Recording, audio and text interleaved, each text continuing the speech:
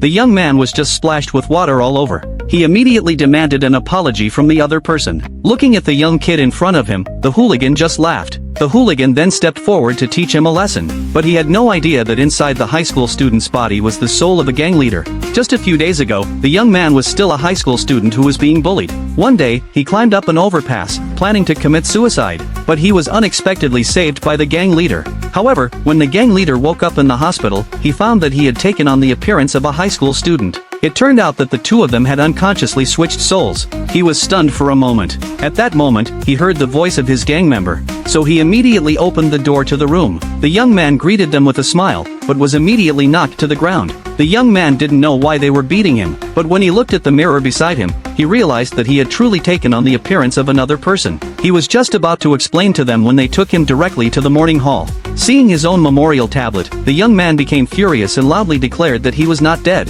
However, the gang member said that he was the one who had killed the boss. He was just about to take action when the chairman spoke up and spared the gang leader who had taken on the appearance of a high school student. The young man told them to return the cemetery plot, saying that he would come back to life. With that, he turned around and left. The gang member roared behind him. Later, the young man found his own body. He wanted to switch their bodies back but didn't know how to do it, so he thought of a good idea. He went to the overpass where the accident had happened, thinking that by jumping off again, he could switch back. However, when he woke up, he still had the appearance of a high school student. Moreover, his body had already been put into an urn. The young man was desperate, but there was nothing he could do. He had no choice but to go on living in the body of the high school student. Having the body of a rich second generation, the young man was relatively satisfied. However, looking at his long hair, he first had to go to the barbershop to get a handsome haircut. Then he went to the library. As a gang leader, he hadn't even graduated from elementary school, but he had once had a dream of going to college. To that end, he had even hired a tutor.